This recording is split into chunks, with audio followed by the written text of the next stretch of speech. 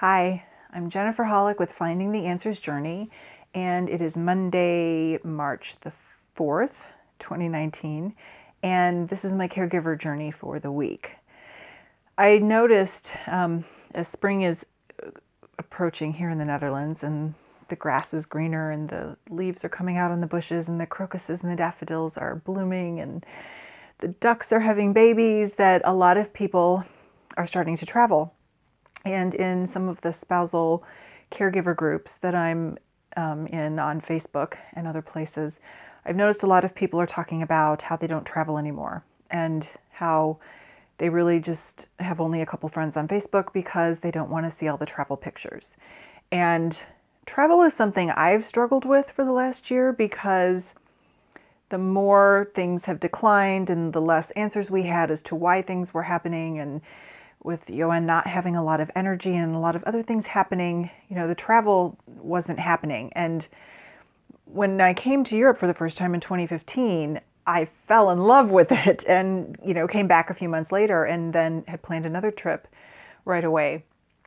And travel is something I just have to do. And I've really not done enough of that in the last year.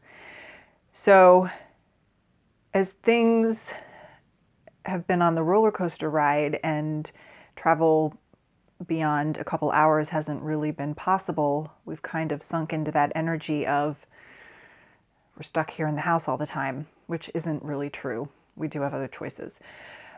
But I started to think about traveling and what's possible for me as a caregiver.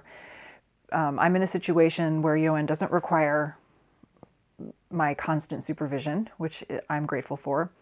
There are a lot of challenges, but I'm still able to do quite a lot of things if I choose to. And one of the things has to be travel. So I think I mentioned in my last video that Prague is calling to me. So I'm looking at doing that this fall, unless it stops calling to me. I was offered another opportunity to travel early this fall in France. So I'm seeing what's possible there and looking at all of those different options.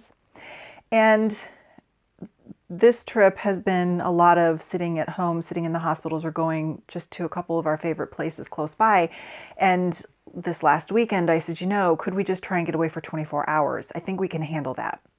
Between Yoann's energy and his feeding schedule, he has to eat 6 times a day, and there's a medication schedule. I felt like 24 hours away, stay in a hotel, have somebody cook for me and see some things that I hadn't seen. I thought we could handle that.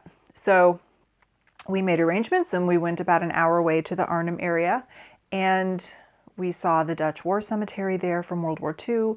We did the Hartenstein Airborne Museum, which I had been on the grounds of twice in the last 3 years, but had not seen the museum, and that was amazing.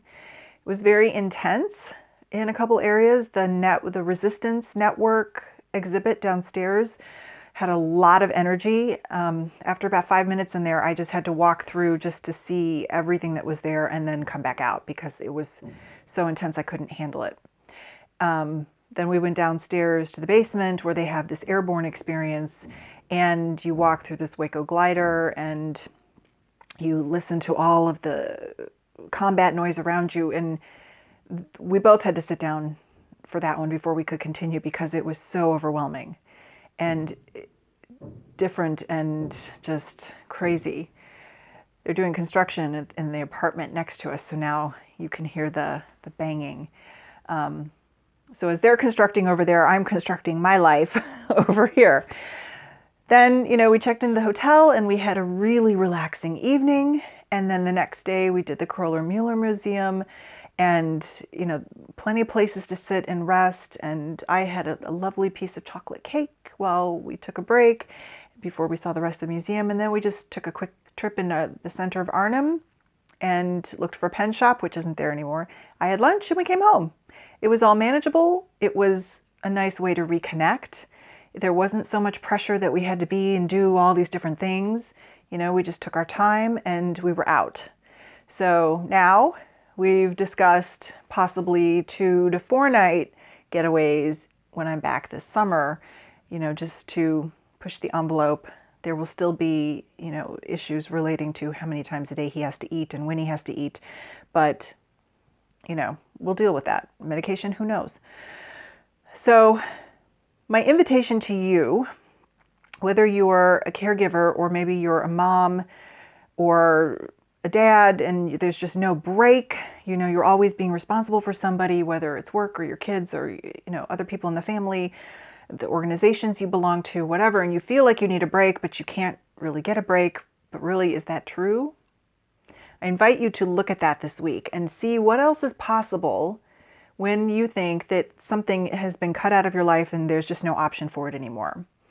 Because there's always another option. And even if it's just 24 hours away from the normal routine, that can make such a difference in your life, in your energy, in your relationships. So I invite you this week to take a look at that. And I plan to look at other ways that I can do some traveling, either with Johan or without him. And we've talked about it, and he's okay with me going away for a few days, not 2 weeks out of my whole stay while I'm here, but just a few days here or there would really make a difference in my energy and being able to be a better wife and take care of what he needs and just everything else. So I would love to hear what your experience is. And if you've stopped traveling, what would it take for you to start traveling again or take a break outside of your normal location and routine? Please comment and also check us out on our Facebook page, depending on where you're watching this video, or our website, findingtheanswersjourney.com.